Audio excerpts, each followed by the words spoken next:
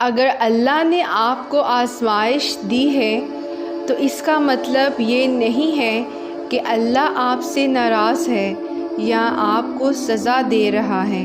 ارے آزمائش کا مطلب تو یہ ہے کہ اللہ نے تمہیں اپنی محبت کے لیے چن لیا ہے۔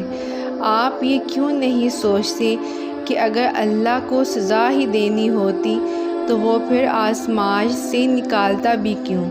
ہاں، یہ بات سچ ہے، آزمائش میں ڈالنے والا اللہ ہے تو آزمائش سے نکالنے والا بھی وہی رب ہے۔ آزمائش بظاہر تو ایک لفظ ہے، لیکن دراصل یہ رب سے جڑنے کا ذریعہ ہے۔ ہم کہتے ہیں کہ اللہ تو ہم سے 70 ماؤں سے زیادہ پیار کرتا ہے، تو وہ ہمیں آزمائش ہی کیوں دیتا ہے؟ ہم کہتے ہیں کہ اللہ تو جانتا ہے کہ ہمیں کس چیز کی خواہش ہے، تو انتظار ہی کیوں کرواتا ہے؟ بن مانگے کیوں نہیں عطا کرتا؟ ارے ذرا سوچو آپ کہ اگر یہ معمولی سی آزمائش بھی نہیں آتی تو اللہ سے کیسے جڑ پاتے آپ؟ اگر دعا نہیں ہوتی تو اللہ سے ہم کلام کیسے ہو پاتے؟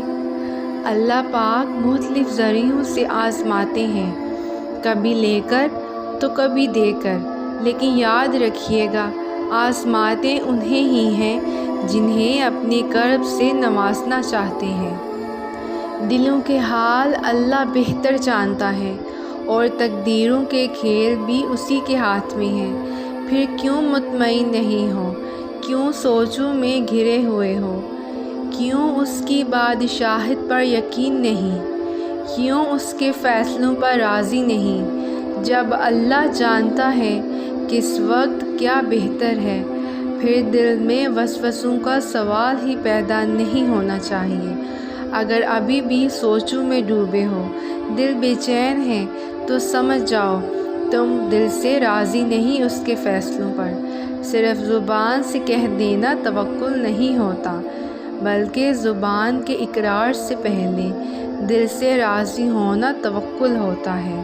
نہ جانے اس وقت کن کن لوگوں پر اللہ کی آزمائش ہو، لیکن یقین کرو ایک بار آزمائش سے ہارنے کی بجائے اٹھنا سیکھو، خود کو مضبوط کر کے سب کچھ اللہ پر چھوڑ کر دیکھو، حقیقت کو تسلیم کر کے اللہ کے کن پر یقین رکھ کر توکل کر کے تو دیکھو، پھر دیکھنا کیسے روح کے اندر تک سکون ہی سکون بھر جائے گا۔ آزمائش ایک طرح سے آپ کو مضبوط کرنے کے لیے بھی آتی ہے، جو کہ بہت ضروری ہوتا ہے۔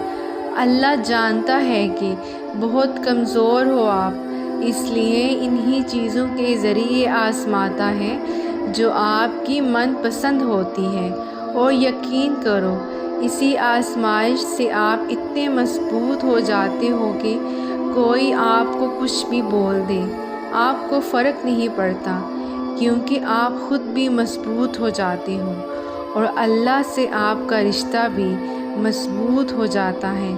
پھر آپ سب کچھ اللہ پر چھوڑ کر بے فکر ہو جاتے ہو۔ آزمائشیں وقتی ہوتی ہیں، جتنی جلدی آزمائش سے مایوس ہونے کی بجائے رب سے لو لگا لی، نہ اتنی جلدی آزمائش سے دستبردار بھی ہو جاؤ گے۔ اور ایک بات ہمیشہ یاد رکھو، ہزاروں مسائل کا ایک حل، وہ ہے توکل۔ جہاں توکل ہونا وہاں شکوے نہیں ہوتے، جہاں توکل ہو وہاں دل کبھی بے سکون نہیں ہوتا۔ اگر پھر بھی لگتا ہے کہ ہمت باقی نہیں، اب تو جان لو وقت آزمائش ختم ہونے کو ہے۔ اللہ تعالیٰ قرآن میں فرماتے ہیں کہ میں کسی بھی جان کو اس کی طاقت سے زیادہ نہیں آزماتا ہوں، تو کیسے ممکن ہے کہ تمہاری آزمائش ختم نہیں ہو سکتی؟ اگر ایک آزمائش کے بعد دوسری آزمائش آ رہی ہے تو جان لو اللہ تمہیں مزید اپنے قریب کرنا چاہتا ہے، تمہیں اپنی محبت سے نوازنا چاہتا ہے۔ وہ جب تک آزمائے گا جب تک تم مکمل اس کی محبت سے سرخرو نہیں ہو جاتے۔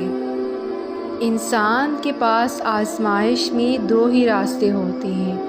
پہلا راستہ یہ ہے کہ وہ مایوس ہو کر بیٹھ جائے اور اپنے نصیب کو کوسنے لگے اور اللہ سے شکوے کرنے لگے، اور دوسرا راستہ یہ ہے کہ وہ رب کی طرف رجوع کرے اور توکل رکھے۔ اور ان دونوں طریقوں کے بارے میں قرآن کہتا ہے کہ بے شک حقیقت یہ ہے کہ اللہ کی رحمت سے نا امید نہیں ہوتے مگر وہی لوگ جو کافر ہیں۔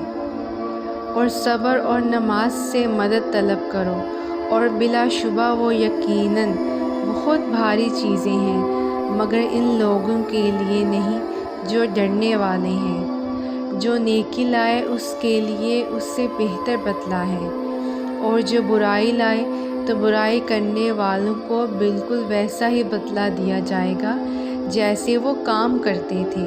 قرآن نے صحیح اور غلط آپ کے سامنے رکھ دیا ہے، اب فیصلہ آپ کو کرنا ہے کہ آپ کو کیا چننا ہے۔ یہ مشکل وقت آج ہے، ہمیشہ کے لیے تو نہیں۔ یہ آنسو درد تکلیف فقط آج ہے، ہمیشہ کے لیے تو نہیں۔ مجھے امید ہے آپ نے میری ویڈیو سے کچھ نہ کچھ ضرور سیکھا ہوگا۔